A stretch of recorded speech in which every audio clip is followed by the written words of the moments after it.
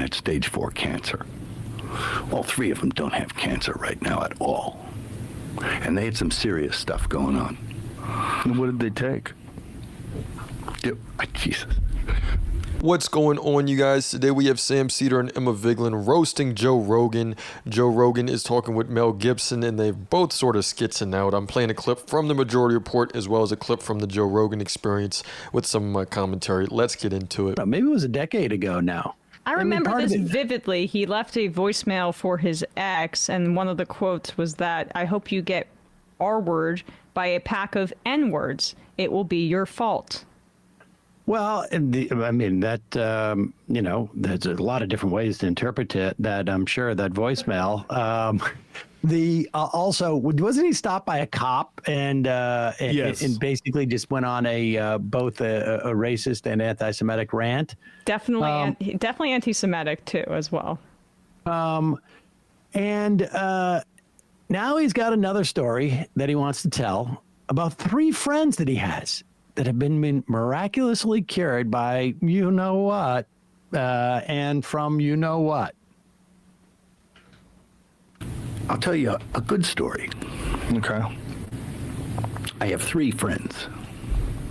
All 3 of them had stage 4. That would be the place where you would want him to end that story. That's it. Yep. I got 3 friends still. 3 Still friends with me. That's Couple very of exciting for them, him. 2 of them are on the payroll. Right. I have 3 friends. All 3 of them had stage 4 cancer. All 3 of them don't have cancer right now at all. And they had some serious stuff going on. And what did they take? Jesus. They took what you've heard they've taken.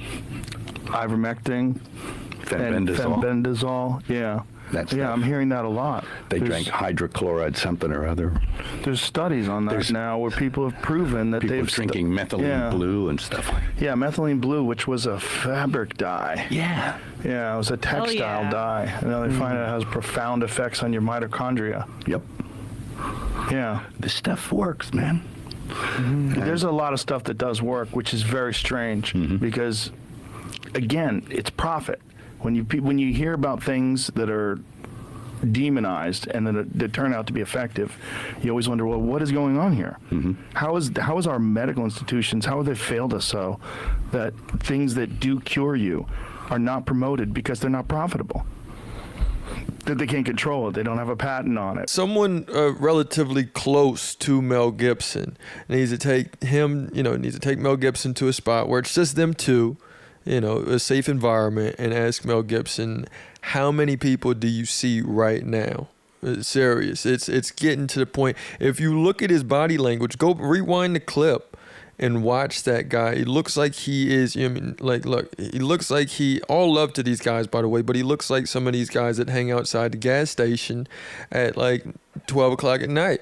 If I see Mel Gibson outside of a gas station at 12 o'clock at night, I'm not asking for his autograph. I'm running for my fucking life. It's a very scary, sorry to curse.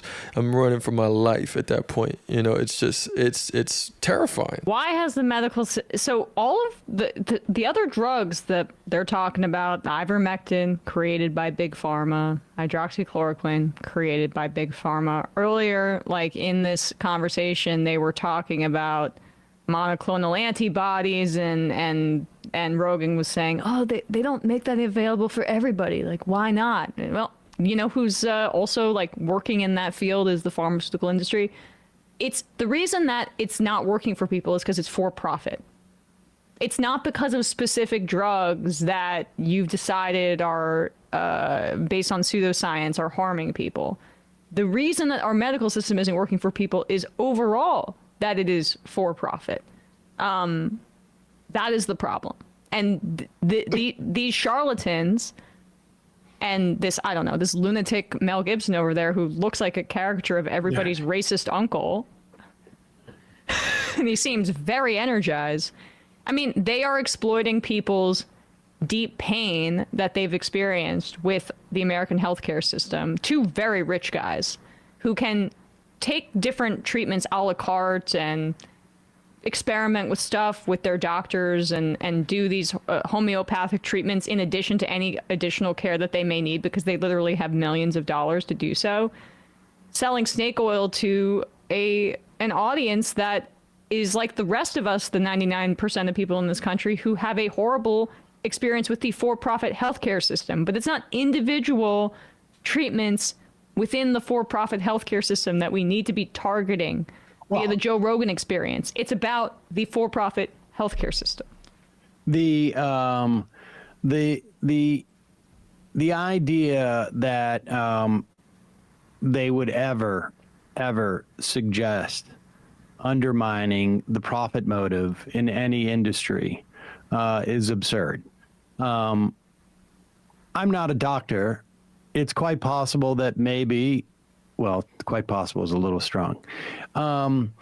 Maybe you should go to Mel Gibson for all of your medical treatment. You can't endorse a drug based off of a story to all of your audience. It's a little reckless. I understand where you're coming from. You are wanting to tackle a physical health issue. It's something that is important, but the blind spots are too heavy to where it all gets lost in translation. And there's no doctors out there that would possibly be would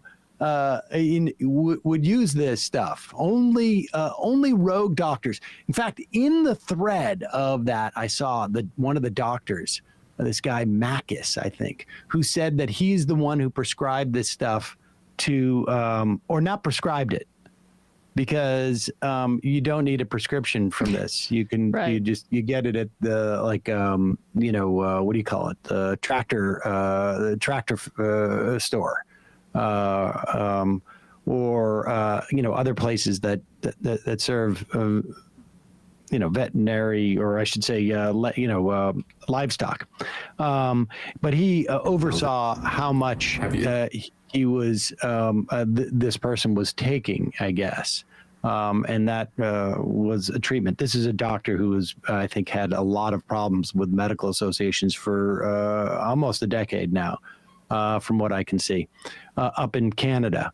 But the idea that they're on this platform, which is also profit driven, like the exact sort of impetus for why they're claiming nobody knows that ivermectin and this other drug they're talking about cures cancer.